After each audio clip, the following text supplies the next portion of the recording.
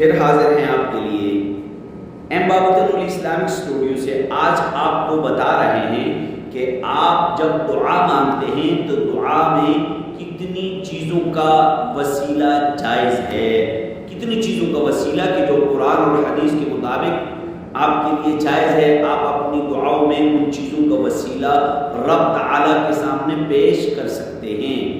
جی ہاں، تو احادیث متواترہ موجود ہیں، احادیث کثیرہ موجود ہیں کہ جن کے اندر آپ علیہ السلام کے فرمان کے مطابق 3 چیزیں ایسی ہیں کہ جن 3 چیزوں کو آپ اپنی دعاؤں میں بطور وسیلہ اللہ کے سامنے پیش کر سکتے ہیں۔ سب سے پہلے اپنے نیک اعمال کا وسیلہ رب تعالیٰ کے سامنے پیش کرنا، اس کا بھی باقاعدہ قرآن سے بھی ثبوت ہے۔ اسی طرح نمبر 2 اسماء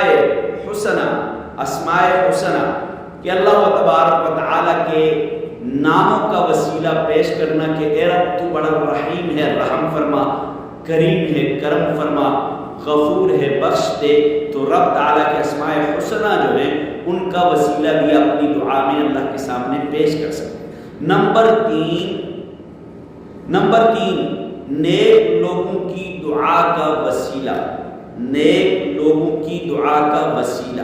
آپ علیہ السلام کے دور میں جب بارش نہیں ہوتی تھی، آپ علیہ السلام دعا فرمایا کرتے تھے۔ جب آپ علیہ السلام دنیا سے پردہ فرما گئے تو صحابہ کرام کے پاس، دیگر صحابہ کرام کے پاس جا کے ان سے دعا کروائی جاتی تھی، تو یہ دعا کا وسیلہ بھی اللہ کے سامنے پیش کیا جا سکتا ہے۔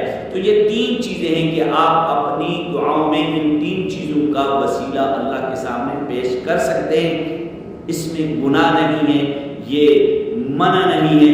امید ہے کہ آپ کو آج کا یہ مسئلہ سمجھ آ گیا ہوگا، آج کی بات اچھی لگی ہوگی۔ اگر آپ دین کی باتیں سیکھنا چاہتے ہیں، سننا چاہتے ہیں، سمجھنا چاہتے ہیں، ایم بابتن اسلامک اسٹوڈیو کو یوٹیوب چینل کو سبسکرائب کریں، گھنٹی والے بٹن کو دبائیں تاکہ روزانہ اس طرح کی ویڈیو آپ تک پہنچے۔